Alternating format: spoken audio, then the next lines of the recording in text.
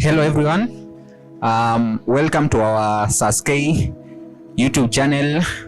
My name is Eston Kagota and I'm the secretary of this society. So of late in our country Kenya, we've seen this group of young people by the name Generation Z who have been protesting all around the country, not just in Nairobi. And it's been about the finance bill and generally the bad governance of our country. And we wanted to talk about what has been happening and our general view on what has been happening in this country.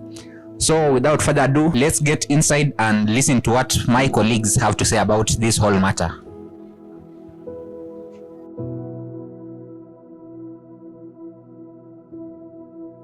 Thank you so much, Eston, for that question. By the way, my name is Dr. Soita and I am an atheist. What do I think about the Gen Z protests that have happened? I think this is a revolutionary moment in Kenya's history. Never before have I seen young people become so involved in the goings-on in their country. You know, previously they've been dismissed as apathetic towards politics. Some people have called them keyboard warriors. I remember KJ, that MP, I believe for Dagoretti, was dismissing the Gen Zs as nothing more than keyboard warriors. But they have stood up and been counted concerning this issue. In fact, just before the Occupy Parliament meeting, I had coffee with my friends. They're all female. And let me tell you, that entire time, we were talking about the protests. They were so passionate. They were so involved. They knew the stance held by each and every member of parliament that is vocal about it. I had never seen them like this. You know, they were even calling themselves the Mau Mau. So I believe that these protests are a landmark in Kenyan history. I believe that they will make our political leaders stand up and be counted, do what they are supposed to, because corruption has been the great cancer that has been destroying us. And of course, they were opposing the finance bill. That was the big motivation. And they were also speaking against how the monies which will be collected from the finance bill, how that money will be spent. They were saying that Kenya has an expenditure problem, not a revenue problem. So I think that has already caused some changes to occur within our political system. I don't know whether President William Ruto will take it to the end, because he's said that he will not have the office of the CAS. He said that he's not going to have a first lady's office. He's also said that he will dissolve certain departments, certain government departments that have been responsible for our bloated wage bill. So I think there's some positive changes that are happening. This is an exciting time for Kenya. You see, we are predominantly a young nation. The average age of a Kenyan is 19 years old. So this is indeed a Gen Z nation, and it's about time that they are involved. Viva comrades, viva Gen Zs. Hi, my name is Ediel Kilonzi. I'm also a skeptic and an atheist. And what I think about the Gen Z protest is that these protests have shown us how young people can come together. I liked the unity that they displayed, especially the fact that this thing wasn't organized by any leader or any religious person. Or any political leader. This thing, it was just people coming out for their rights, unified, and it was very peaceful in the beginning. That is what I liked about it. And it even made the political party or the political class to realize that indeed the young people have power and are the ones, and they need to be heard. And I liked how they even made the president have to admit that he will not sign the bill, because that bill was, personally, I know that if that bill went through, we would be going through a lot, because we would have more taxes, and already currently as we speak, we know the prices of things are already, Kenyans are struggling to get by their day. So that's my opinion. Hello, my name is Nyambura Kimani. I am an atheist agnostic. What I think about the Gen Z protests is that is the change that Kenya desperately needs. And actually it brought change in how this country is managed, and I believe it's going to bring better changes in future, because now our president is now trying to make changes in his cabinet. I'm happy about the protests and actually supporting them. That's all I have to say. Hi everyone, my name is Morioki. What I'll say is Gen Zs, keep up, peaceful, non-violent. Yes. Hi everyone, my name is Shiro Inaina, an atheist. So about the protest, it actually encouraged me to see very many young people coming up together for a common cause. I think I haven't seen it in our country, apart from the protests that are normally led by Honorable Raila Odinga. But those ones are usually look very tribalistic. The youths are normally from a certain area, but seeing everybody from the whole country come out to protest against a common cause, it's a really very nice thing. And then again, it also comes to show us about the police.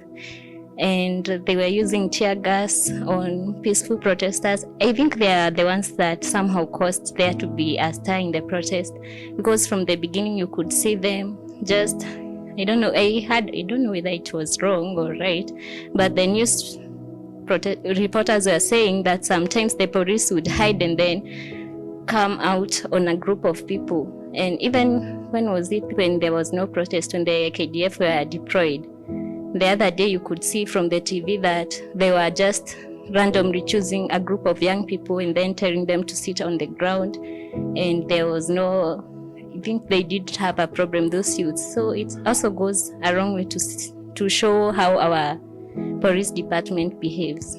Hi everyone, I'm Sembi Mativo. I'm an atheist.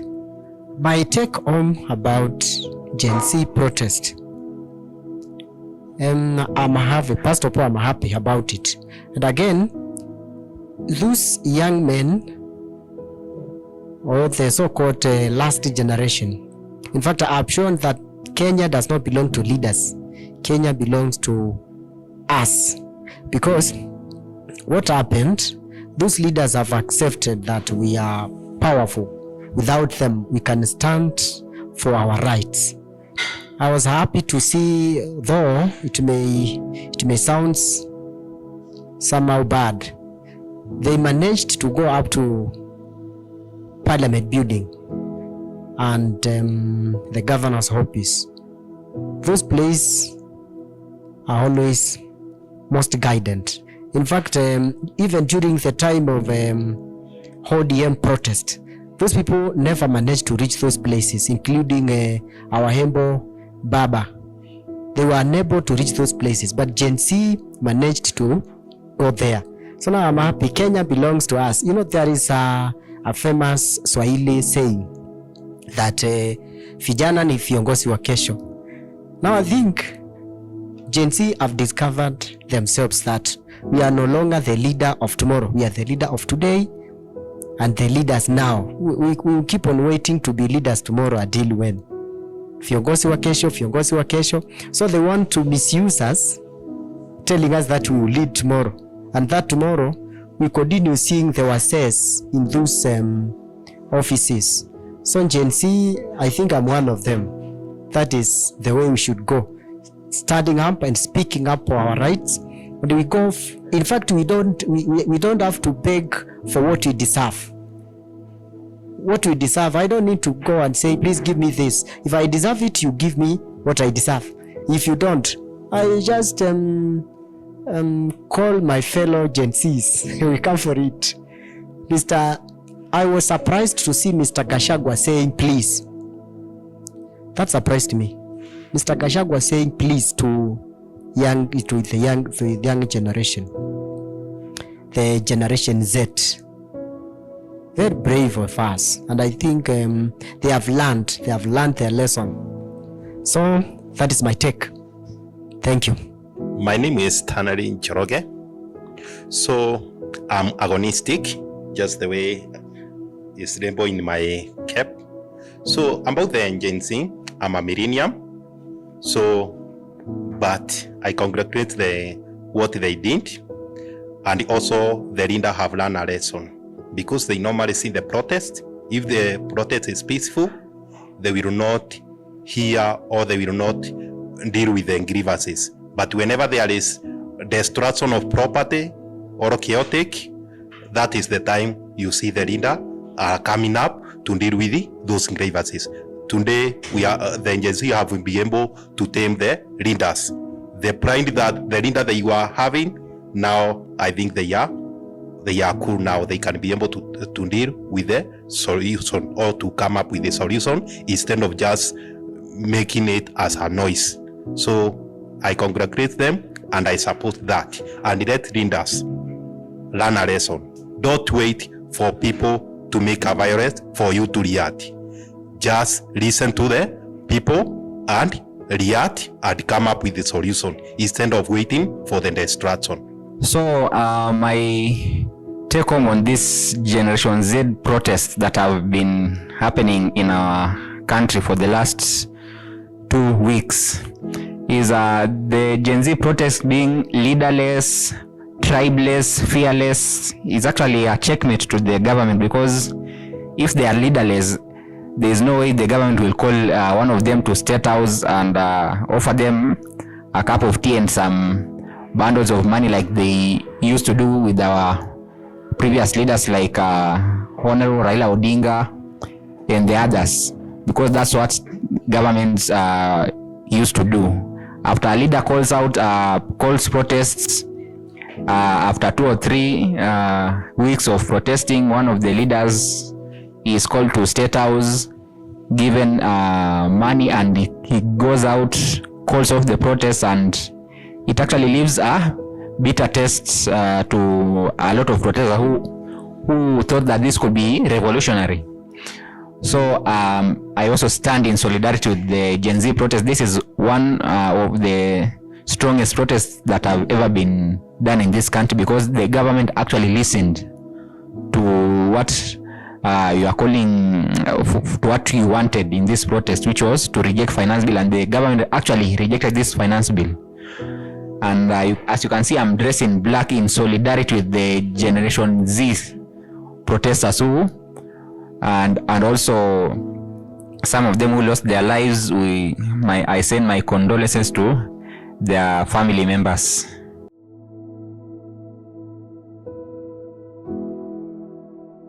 The next question we have is, what is this problem that Gen Z protesters have with the church and politics? Because I've seen that some church leaders who came, they came out and started saying that the Gen Z protesters should, yes, some of them are supporting, but some Gen Z protesters, they said the church should step aside. The church should not be involved in this discussion. And the thing is, the problem the Gen Z protesters have with this, with the church and politics, is that nowadays and for a very long time, the church has become very political. You've seen in the 2022 election campaign, the church was actually used by the politicians in Kenya Kwanza to sanitize their past and make them look like they are holy. Some of the politicians in Kenya Kwanza were calling themselves, I don't know, serikali ya Mungu. So the church, the problem with Gen Zs have with the church is that the church has been infiltrated by politicians who also always pay them a lot of corruption money. A lot of corruption money is taken to the church, and that's actually not even the Gen Z protesters, but also the millennials. They have this problem with the church. The church has become, it is no longer with the wananchi but with the politicians, and I actually call them pulpit bandits because they are used by politicians to sanitize their names. Yeah, for me, what I'll say, for a country to be healthy or a nation to be healthy, church and politics should never mix. Church and politics are two different things. They should never mix. Thank you.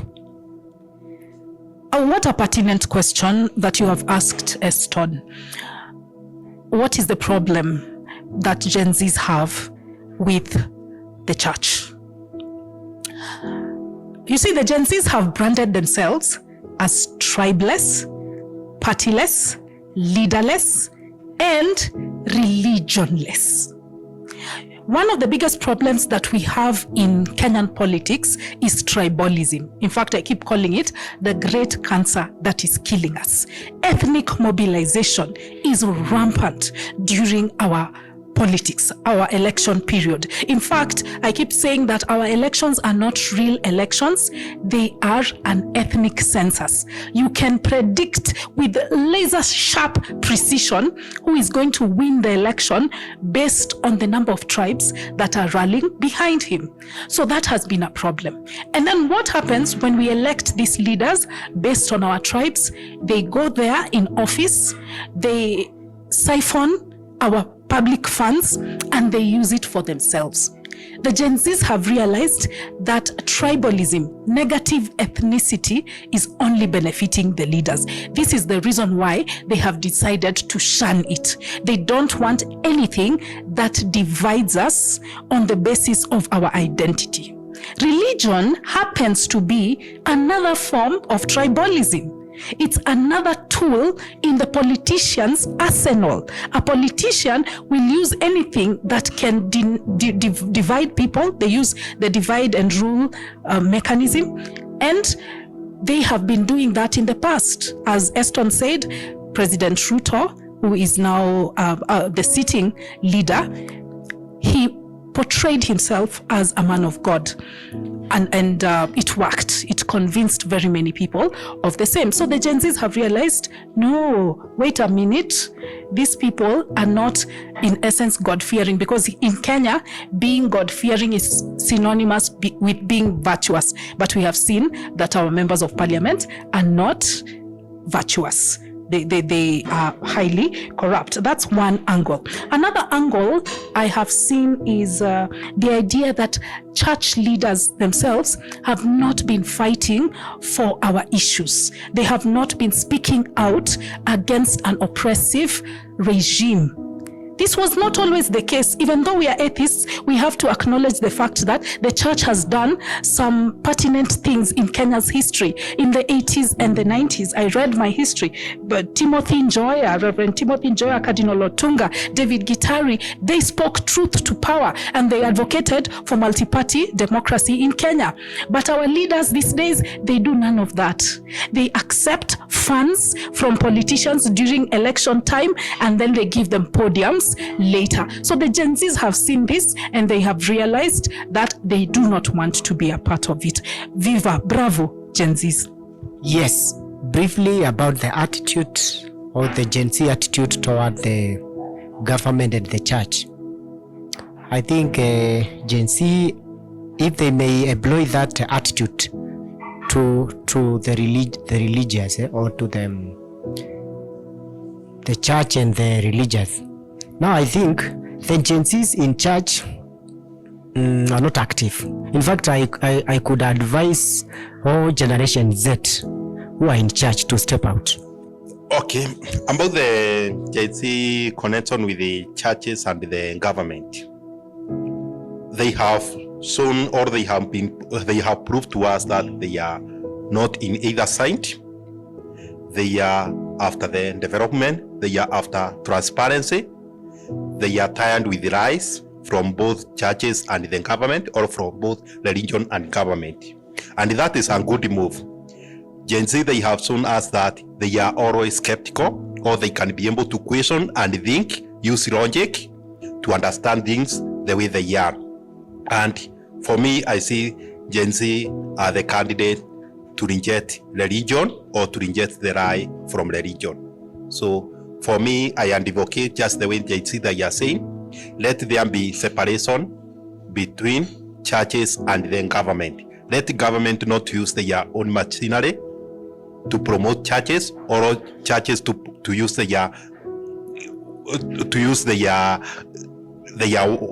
when they are preaching, not them to just endorse the religious leader, the political leader, but to be neutral. If they are trying to preach to the people, let them be someone, but not about endorsing a certain politician or receiving any money from politician. Let's stop all those kind of the nonsense and just rely, church to rely on its own and government to rely on its own.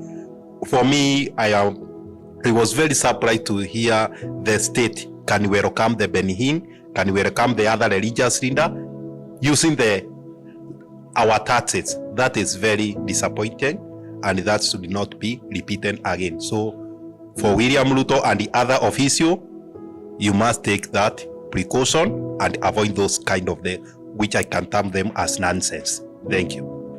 Hello, my name is Clinton. I'm an atheist. Okay, I'm very happy because the youths, the Gen Zs, I'm a Gen Z, so I'm very happy we are waking up to bad leadership. Everything that is bad, we are holding the government accountable. You know, the government has been lying to us for a long time. So many of us, we are jobless. The youths out there, we are jobless. So at least for once, we are waking up to this. We are waking up. Religion, about religion is also still lies to us. You know, the other day, I was talking with my mom, telling him how do you see what's happening? He was telling me, these are the end times. You know, according to her, these are the end times. But according to us, this is a revolution. We are waking up, calling the people to be accountable for what they are doing. The bad governance, like we are jobless. We need some answers. Yeah, thank you. My name is Morris, and I'm an atheist. So the question is on what Gen Z, what's the issue that Gen Z have with the church? Number one, it's not just Gen Z. Yeah, number one, it's not just Gen Z. The Constitution has an issue with the mixing of church and politics. It has stated very clearly in Article 8 that Kenya is a secular state and the state should not advance any religion or religious cause. So that is right there in the Constitution. So basically, if you're for the Constitution, the church and state should not be mixing. Number two, the basis for which the church is exempt from paying tax is the fact that they should not engage in politics, even in US, even in Kenya. So the fact that right now, if you look at Kenya, can you say the church is not engaging in politics? So if they are going to be, they are behaving more or less than a political party. If they are a political party, well, register with the registrar of political parties, at the same time, pay your fair share due to KRA. The other thing, I probably have an issue with the way church is now being used as a part of mobilization, ethnic and partisan mobilization. So for a long time, the Kenyan politics has been ethnic based. You take you tell the tribe, you know the way politics work is where people come, they divide you, and then they tell you, no, now I come, I divide the people, and then I'm able to rule. So I tell this one group, the other one is the enemy. I tell the other group, the other an enemy. And I'm the only one who can save you from this imaginary enemy. So for a long time, that has worked based on tribe. For the first time in the last election, it worked based on religion. It's not a coincidence that now they are worried, because if you look at tribe, the biggest tribe have always had the advantage. If you look at the religion, the biggest religion has always had the advantage. Now, the reason now they are opposed to a generational kind of partisanship is because it doesn't work in their favor. Most of them are now Gen Z, they are not even millennials. So they see if you vote next election based on generation, then they don't have a strength. And it's also, if you vote based on issue, they also don't have anything to tell you. I've always said this, the best nightmare for any politician is an informed citizenship. Once people know what they want, they're able to demand it. The problem is now the church has been used, number one, to clean money. So it's in this unholy alliance. We have always seen them go to church, go to ministerial chapter meeting in State House come out with brown envelope, and then they speak the same, more or less the same language to with the politicians. Number two, they're being used to clean money. They're being used to launder money. So the politician will come, and we saw Kasuri give 20 million. That mean, so what they do, they will still get that money back. So they're the one, if I come and I do a harabe here with, we are building a church for 50 million, I give 10 million, I'm the one who is going to get that contract, and I'm going to exaggerate it and recover my money. And now it's going to be clean money. It's not going to be the money that I cannot account for. So they're being used. The other issue we have is now the way the church has been, prosperity gospel. The way it has been used to hoodwink people, especially ignorant people, especially I think there's a traumatic issue with the older generation, because the way they become vulnerable to these predatory preachers is just on another level. You find people selling everything to just go and follow some of these charismatic people. So we must, there are many issues you can speak against the church and the politics, but at least the bare minimum, implement the constitution, keep the church and the state separate. Be blessed. So what I think about Gen Z and how they are talking about the separation of church and state, first of all, I support it, because church and state should not mix. That is my viewpoint. And I also want to recap on how the state funded Benny Hinn to come. I think for me that was so disappointing, because the state should not be involved in the church. They would have funded it privately if it was a private affair, but using my money to fund a religious event. That is where you guys went wrong. And I am with you, Gen Z, on this one. Church and state should be separate.